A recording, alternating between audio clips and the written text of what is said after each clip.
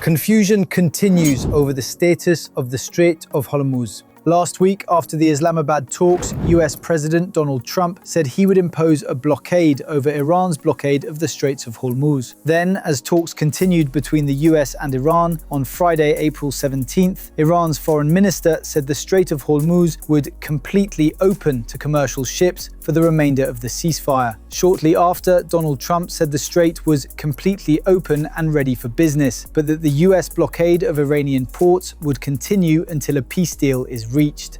Iran responded with Iranian state media saying the country's armed forces would retain strict control of the strait until America lifted its blockade of Iranian ports. Then, on Saturday, April 18th, a tanker in the strait came under fire by 2 Iranian gunboats, and a container ship was hit by a projectile. This all indicates the situation remains in deadlock, with Iran maintaining escalation dominance. Despite talks taking place between both sides, it would seem what the US means is different to what it does. This war is already causing chaos, with severe energy shortages around the world. Europe is running out of jet fuel. Australia is close to resorting to fuel rationing as gas stations run dry, and a global food crisis is now also brewing.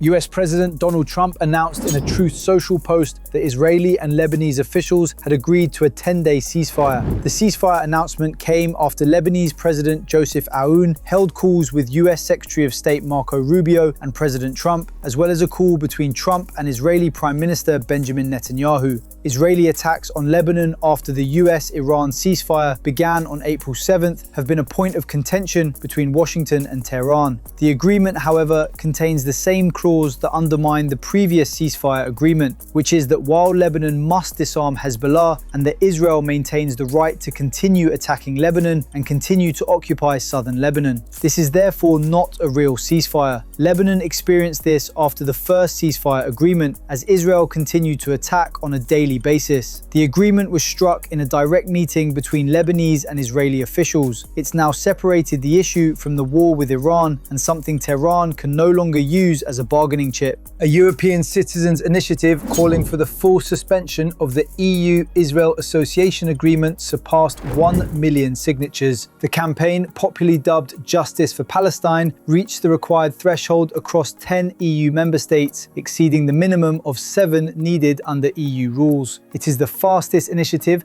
to hit the 1 million mark since the mechanism was introduced, and has cleared the threshold required for the European Commission to formally consider the proposal. Under EU procedures, the Commission is now required to examine the proposal, though it is not obligated to take legislative action. The European Left Alliance called for continued mobilization toward a 1.5 million signature target to increase pressure on EU institutions, stating that the struggle is far from over. Organizers say the growing number of signatures reflects a widening gap between public demand and EU policy, warning that pressure on Brussels is set to intensify. Across the Western world, public opinion has turned against Israel, as many see Israel's actions in Gaza and the wider region as something they don't want their governments to support. In the US, for the first time, support for Palestine exceeds support for Israel, whilst in Europe, public support and sympathy for Israel has fallen to its lowest level. The majority of Europeans now oppose their government support of Israel.